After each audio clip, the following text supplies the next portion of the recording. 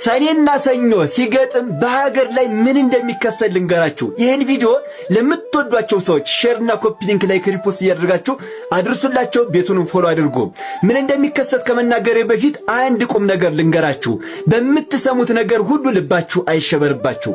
ክርስቶስ ለደቀ መዛሙርቱ ከማድረጉ በፊት አበክሮ ከተናገራቸው ቃላቶች መካከል አንደኛው እኔ ከናንተ ጋር እኖራለሁና ልባችሁ አይሸበር የሚል ነው።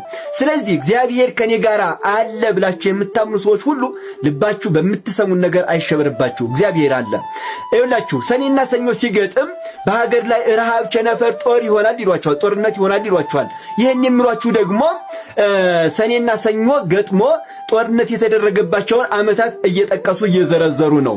አሜሪካኖች 13 ቁጥርን ወይንም ቀን 13ን በጣም ይጠሏታል አሉ የሆነ መጽሐፍ ሰነብ እና የሚጠሏት ለምንድን ነው? የሆነ ሰው በ13 ቀን በቀን 13 የደረሱትን መከራዎች ዘርዝሮ የሆነ መጽሐፍ ያሳትማል። ከዚያ ያንን መጽሐፍ ያነበቡ ሁሉ 13 ቁጥርን 13 ቀንን የሆነ እንደተረገመች አይነት አድርገው ወሰዷት። በጣም ይጠሏታል። እና ይኸውላችሁ እነዚህም ሰዎች የሰኔና ሰኞ ገጥሞ ጦርነት የተደረገባቸውን ዓመታት እየቆጠሩ ማለት ነው እናንተን ያስፈራሯቸዋል እንጂ ምንም መነሻ የላቸውም።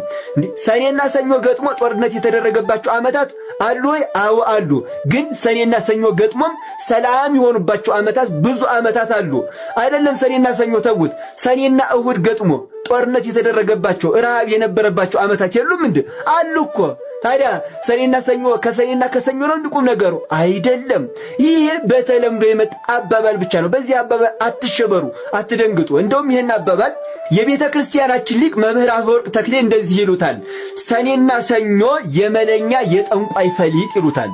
ስለዚህ ምንም መነሻ የለውም። የሆነ ሰው የሆነ ፈለሰፈው ከዚያ ማስፈራሪያ ሆኖ ቀጠለ ማለት ነው። ስለዚህ ልባችሁ አይሸበር። በቃ የሚሆነው ነገር መሆኑ ለማይቀረው የማይሆነው ነገርም ለማይሆነው ነገር የኛ ልብ ለምንድን ነው የሚሸበረው? እግዚአብሔር እኮ አለ አይደል? በቃ የሚሆነው ነገር ይሆናል። በቃ እኛ ስለተሸበርን ስለደነገጥን የሚቀር ነገር የለም። ስለዚህ ልባችሁ አይሸበርባችሁ። ለሁሉም ነገር እግዚአብሔር አለ።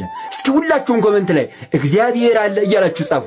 እግዚአብሔር አለ እያላችሁ ሁላችሁም ኮሜንት ላይ ጻፉ። ቪዲዮውን ሼርና ላይክ ሪፖስት እያደረጋችሁ ለብዙዎች እንዲደርስ አድርጉት። ቤቱን ፎሎ አድርጉ። እወዳችኋለሁ። ክብር በሉልኝ።